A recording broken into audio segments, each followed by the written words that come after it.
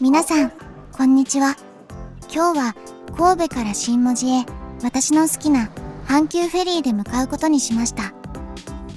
連絡バスが来ましたよ。久しぶりに乗船するので少し緊張気味です。遠くにサンフラワーと阪急フェリーが小さく見えているね。阪急フェリーの神戸乗り場にやってきましたよ。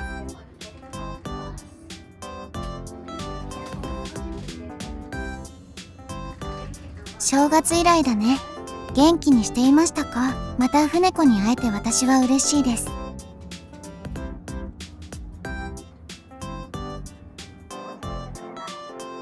君はとても元気そうだね。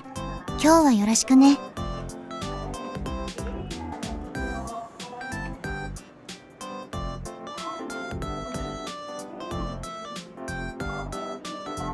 通常より15分早く乗船できるみたい。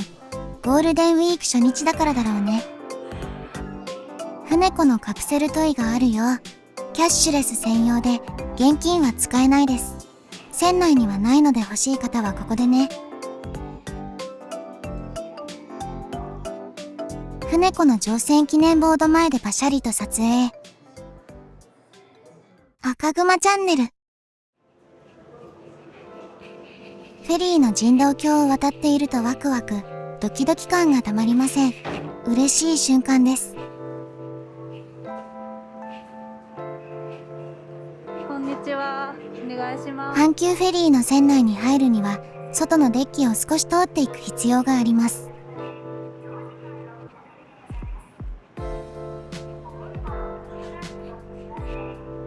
さあ、船内に行くぞ。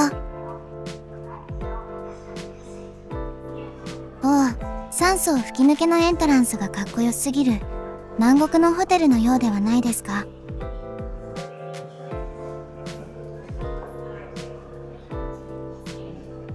アップルパイとクッキーシューは乗船してすぐ買わないと売り切れるから、欲しい人はすぐ買うように。ショップには九州と関西のお土産がいっぱい売ってるので、買い忘れても安心。あと船子グッズがいっぱいあるのが嬉しい。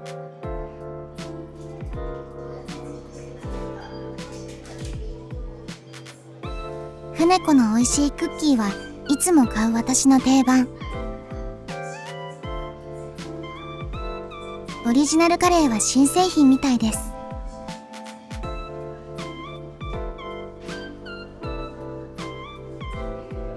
ご覧の通り船子グッズでいっぱい。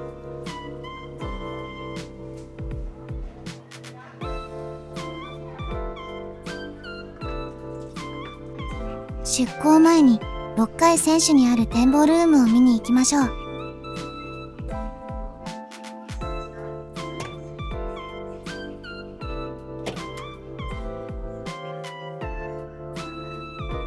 外の雰囲気がわかるので、まだ明るくてよかったです。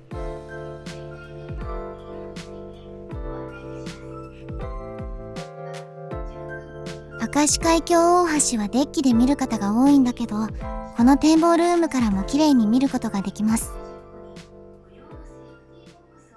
赤熊チャンネル。出港が20時なので、19時にオープンするレストランにやってきました。もう30人ほど並んでおられました。鉄板焼きが食べれるかな？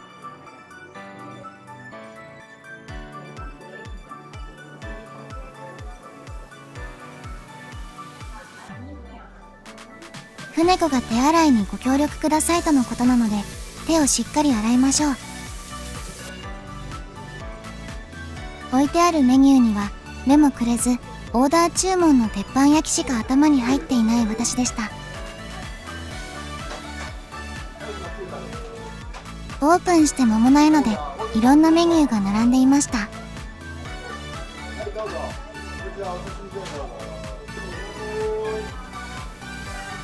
無事、ホルモン鉄板を捕獲に成功いたしました。こちらはレストランスタッフさんに口頭で言えばプレートをいただけます。これがホルモン鉄板です。いつも大盛りで来るのが嬉しい。あと、ご飯とタコの揚げ物、そしてプリンにいたしました。いただきます。赤赤熊チャンネル。出港時間の20時が近づいてきましたので、7階デッキに上がってきました。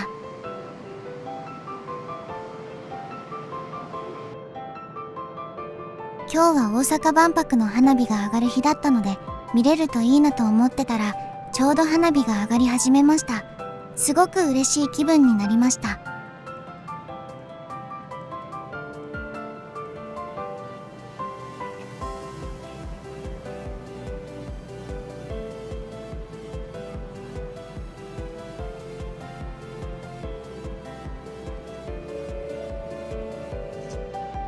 これが今日の花火のフィナーレでした。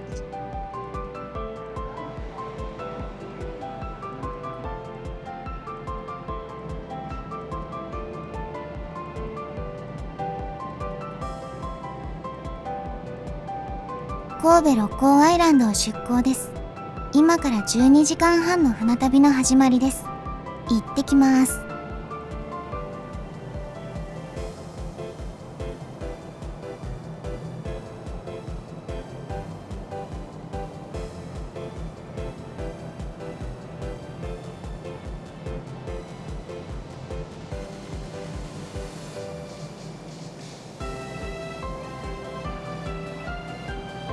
思い思いに皆さん手を振っておられましたよ。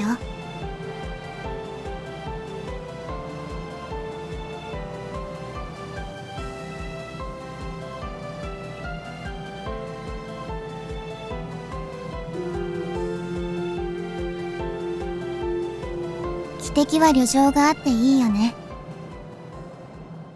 赤熊チャンネル。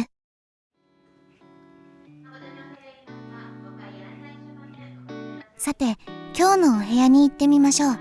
7階はスイート部屋に囲まれた区画にある1人専用個室のデラックスシングルです。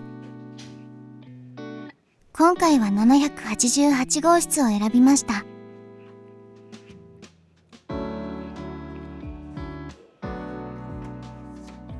チケットの QR コードをかざすと青いランプが点灯し、部屋のロックが解除されます。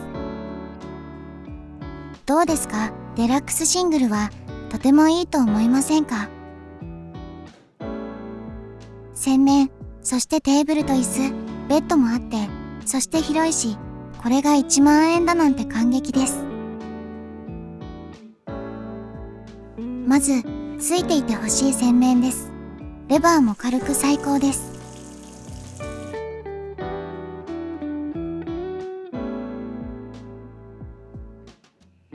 ビオレのハンドソープがあります。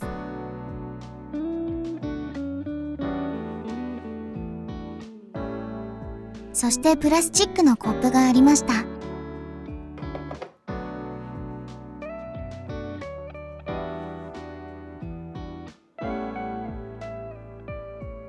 タオル掛け、エアコンのリモコンがあって温度調整ができるのがありがたいです。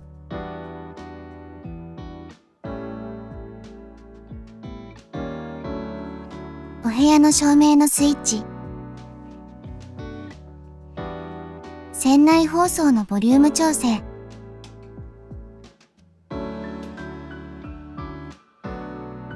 靴べらもありました。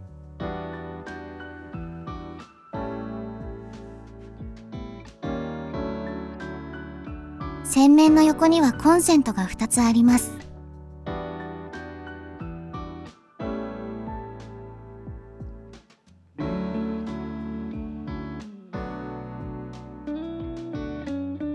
テーブルには椅子もあって読書やパソコン作業もできます。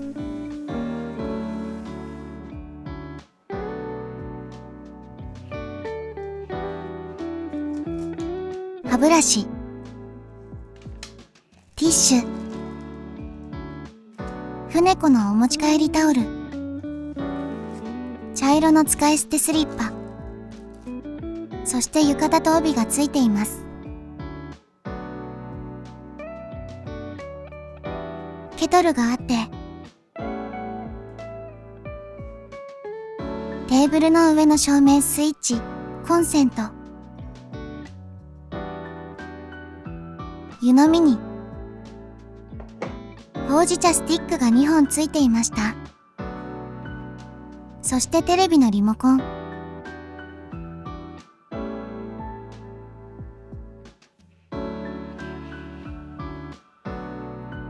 枕は柔らかく、ベッドマットは少し固めでした。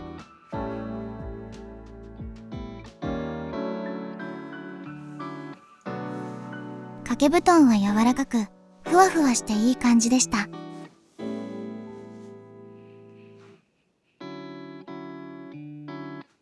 おまけにブランケットまでついていました。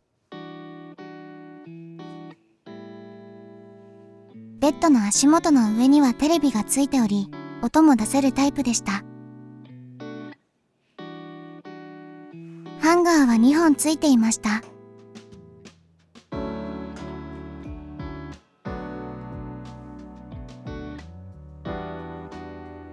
ドアには脱出経路図が細かく書かれていましたよ。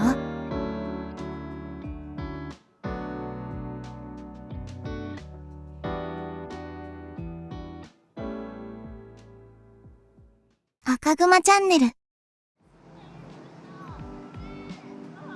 毎度明石海峡大橋をくぐるときにはデッキの上には溢れる人。さすが人気者の証です。明石海峡大橋だけにね。これは座布団2つ持っていかれちゃったな。次はいつさんまさんに会えるかしら。ダメだ、変なテンションになってきた。これは滝に打たれてクールダウンだな。なんか恥ずかしいことを口ずさんでしまいました。ごめんなさい。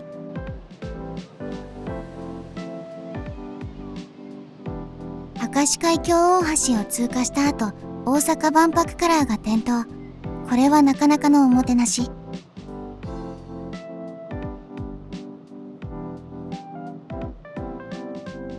体が冷えてきたので、これは露天風呂でザブンだな。早く行こう。この阪急フェリーのお風呂が最高なんだよな。ジェットバスに露天風呂、これはたまらん。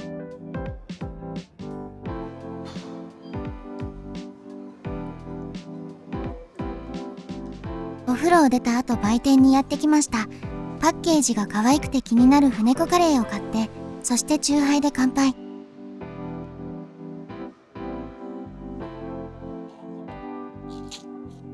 新しいスタンプに変わっていました。かわいい。この天井照明が気になってたんです。前回乗船時も白だけの照明でした。数年前に乗船した時は緑、青、ピンクで派手だったんだけど、これは何か理由があるのかな。阪急フェリーには各階層ごとに休憩できるパブリックスペースがあるのもいいところなんです。場所によってデザインも変えてあるところが素晴らしいです。こういうところも阪急フェリーが好きな理由でもあります。レストランの営業時間が終わると、レストランの一部がフリースペースになって使えるんです。けど使っている人見たことないな。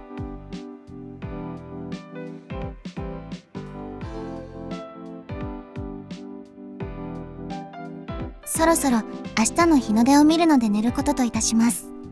皆さん、おやすみなさい。赤熊チャンネル。おはようございます。現在朝5時です。早速デッキに出てきました。このマジックアワーを見たくて早起き頑張れるんです。波もなく穏やかな海です。薄雲がありますが、雲に太陽の光が当たり、幻想的になるので、こんな感じも好きです。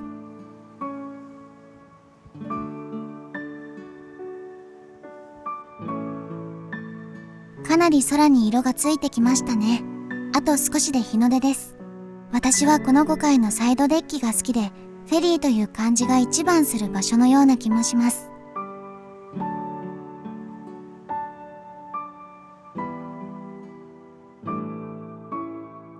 日の出まで少し時間があったので、6階展望ルームにやってきました。オープン時間よりかなり早い時間に入ることができました。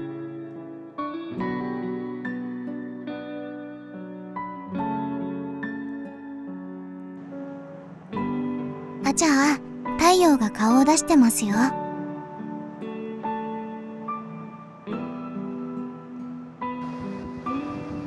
滲んでいる朝日ですが、こんな感じもとても綺麗です。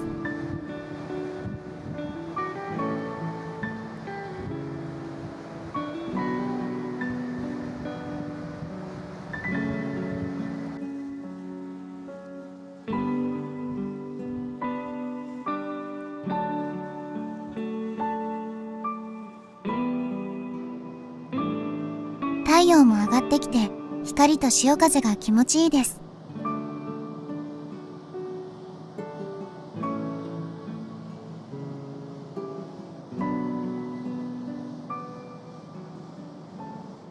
赤熊チャンネル。早起きしたのでお腹ペコペコです。何を食べようかしら。船子コック、おはよう。はい、ちゃんと手を洗いますね。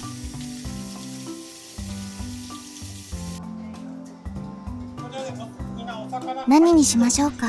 やっぱりここは定番の和定食の鮭にいたします。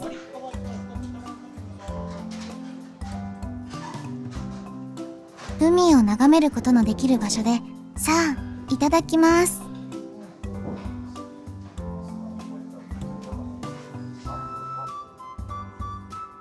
朝ごはんを食べ終わり、売店でコーヒータイムです。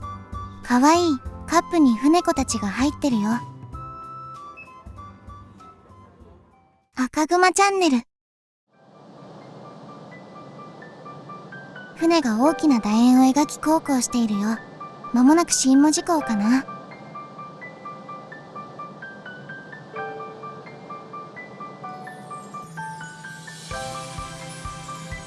日の出の時から大きな船がいるなと思ってたんですが、名門太陽フェリーの京都だったんだ。新門司港が見えてきたよ。右に神道橋が見えるところは東京九州フェリーの乗り場です。今日は停泊していないね。残念。阪急フェリーの泉はまだエンジンが直ってないようです。2つエンジンがあるうち1つが故障してて、1つのエンジンで旅客を伴わない無人車両のみで運行すると従業員の方が教えてくれました。倍近く時間がかかるそうです。海外のエンジンを積んでいると故障の際、不便ですよね。こういうことがあると日本製のエンジンが良かったかもしれません。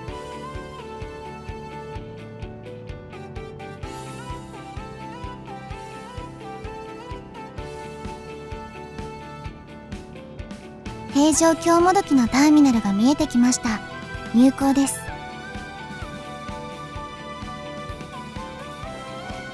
ロープ作業を見たかったので、6階展望ルームへやってきました。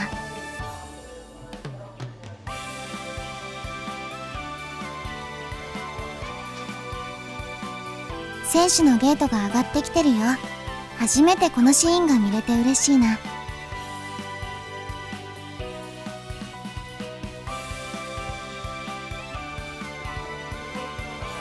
下船が開始されたみたいなので、私も下船準備をしましょう。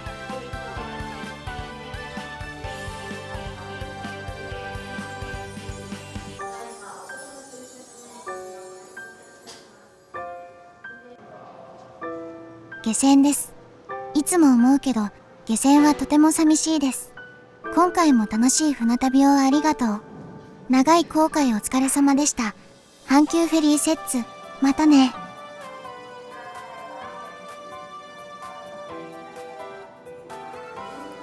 船子が大別れを悲しんでるよ。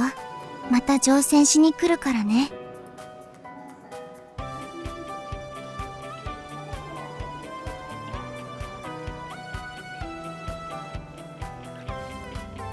JR 小倉駅へは連絡バスで40分ほどかかります。この区間が遠いのです。まあ無料だから仕方がないかな。赤熊チャンネル。下関駅に飛んできました。いきなりたらこさんだ。何この国鉄の車両ばかりがいる光景は昭和にタイムスリップしてきたみたい。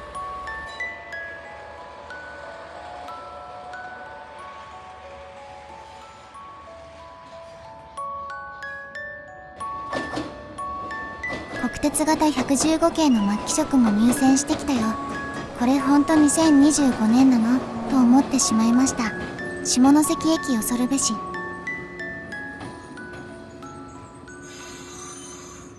赤熊チャンネル。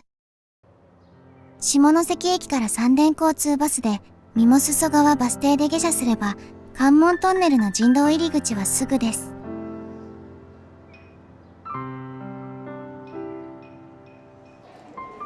ここからエレベーターで地下まで降りれば関門海峡を歩いて門司へ行けます。ここが本州の下関と九州の門司の境目です。下関側と門司側でスタンプを押すと横断記念スタンプの完成です。源氏と平家との争いの舞台ともなった関門海峡壇ノ浦でした。今回はこれでおしまいです。ご視聴ありがとうございました。また次の動画でお会いしましょう。